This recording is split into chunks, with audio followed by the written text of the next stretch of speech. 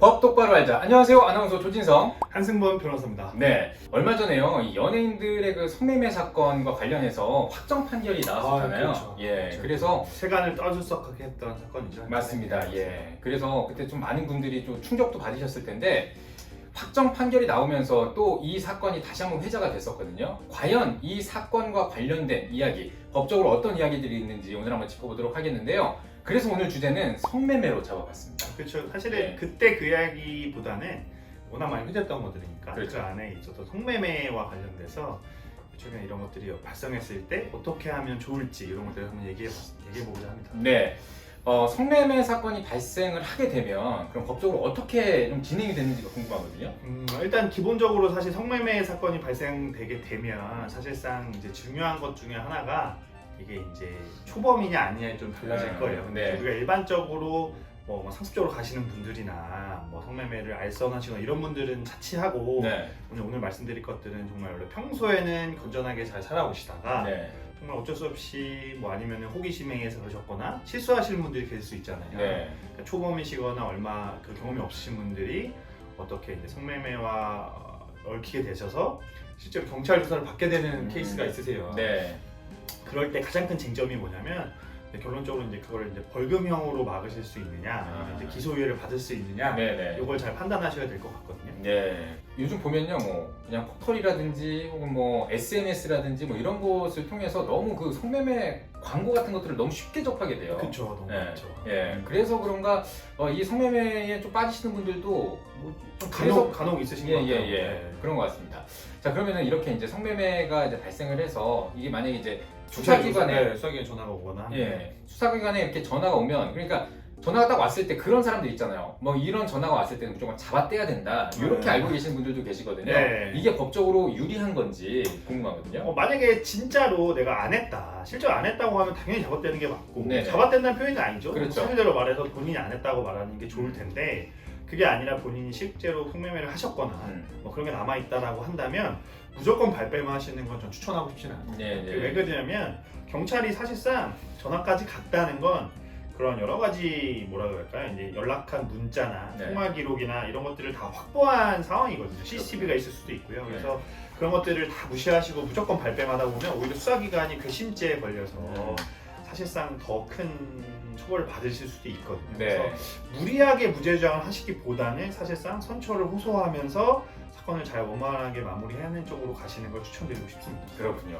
또 이제 만약에 그 수사를 받고 계신 분이라면 그런 게 좀 많이 부담스러우실 거거든요. 예를 들면 집이나 뭐 회사로 이거 뭐 지금 당신 뭐 수사하겠습니다 뭐 이런 문서 같은 게 날라올 수 있잖아요. 그렇죠. 예, 그런 게 제일 부담스러울 것 같아요. 여기 수사 받는 입장에서는. 그렇죠. 수사받는 입장에서는 사실상 이게 이제 아직 본인이 확정된 건 아니잖아요. 그렇죠. 예. 사실상 그게 이제 회사로 가거나 집으로 가게 된다면 사실은 되게 부담스럽고, 그렇죠. 후배나 뭐 결혼하신 분들이라고 하면 타격이 클 수 있잖아요. 이게 무고일 수도 있는데. 그렇죠. 예, 그럴 수도 있기 때문에 그런 경우에는 사실상 이 송달지 변경 신청이라는 걸 할 수 있어요. 바꿀 수가 있군요. 그렇죠. 송달지를 바꿔놓을 수 있고, 네. 그래서 사실은 이제 변호사 선임하시게 된다면 그 변호사 사무실로 송달지 변경을 신청해 놓으면 이제 저희 변호사 저희 법무법인이라고 한다면 저희 쪽으로 그 송달이 날라오는 거죠. 그러니까 이제 좀 더 대응하기 쉽게 할 수 있게끔 하는 것들이 있고, 집으로 송달이 안 날아가게끔 막는 것 자체만으로 해도 좀 심리적인 부담감은 확실히 줄어들 수 있다고 보여집니다. 그렇군요. 뭐 이 성매매 절대로 하면 안 되겠습니다만 또 성매매도 무조건 안 되지만 특히 미성년자 성매매는 무조건 안 된다고 우리가 알고 있잖아요. 맞습니다. 법적으로도 좀 다른가요? 다르죠. 엄청 다릅니다. 미성년자 같은 경우에는 사실상 제가 아까 말씀드린 것처럼 벌금이냐 기소유예냐 이런 것들을 이야기하는 관점이었다면 미성년자 성매매 같은 경우는 사실상 뭐 징역형이 나올 수도 있고 구속될 수도 있고 사실상 훨씬 중하게 보고 있고요.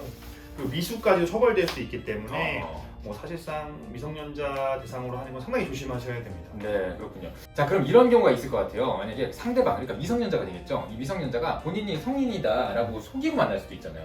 그런 경우에는 조금 정상 참작이 되나요? 어떻게 되나요? 사실상 그래요. 사실 이제 아마 지금 영상 보시는 분들 중에 만약 미성년자와 성매매를 했다라고 하면 사실상 미성년자인 걸 알고 하시는 분들은 많지 않다라고 저는 생각이 들고요.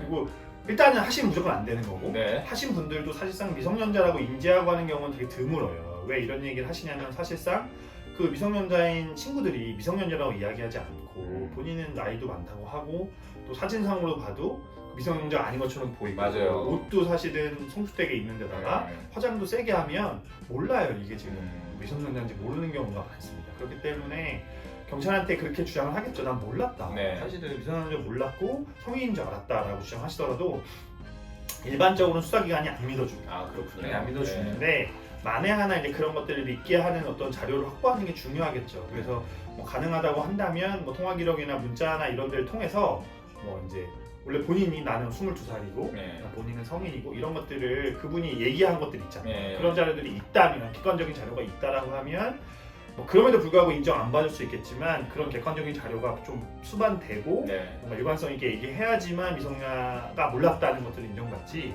그렇지 않다면 사실상 어렵다고 보시면 될 것 같아요. 그렇군요. 사실상 어렵습니다. 그러니까 성매매를 하시면요 이렇게 골치 아픈 일들이 많이 생깁니다. 그러니까요 미성년자 성매매든 그냥 성매매든 하지 마시고 예쁜 사랑 하시기 바랍니다. 예, 맞습니다. 그리고 예. 이제 마지막으로 덧붙여 말씀드리면 네네. 사실상 이 성매매를 하게 되면 아까 말씀드린 것처럼 뭐 무조건 발뺌하시기보다는 이게 사실 기소유예가 받는 경우도 꽤 많거든요. 네. 그래서 사실은 뭐 이 기소유예는 전과 기록까지는 안 남는 거예요. 벌금과 좀 다르잖아요. 네네. 그래서 어느 정도는 일반적으로는 어느 정도 본인이 실제로 성매매를 했다라고 한다면 수사기관에 어느 정도 협조하면서 양형자료 같은 것들이 있거든요. 반성문도 많이 내고 나 초범이고 사실상 그런 것들을 많이 안 했다는 것들을 잘 어필하셔서 사실은 약간은 인정하면서 선고유예를 받는 쪽으로 하시는 걸 추천드리고요. 예. 근데 이제 사실 추천한다는 표현도 좀 웃긴데 그렇죠. 실질적으로는 성매매를 절대 하시면 안 되고 만에 하나 호기심에 의해서 한두 번 진짜로 했다가 걸리셨다고 한다면 무조건 발뺌하면서 막 이러기보다는 사실 이제 법조인의 이제 조언을 받으시면서 조력을 받으셔서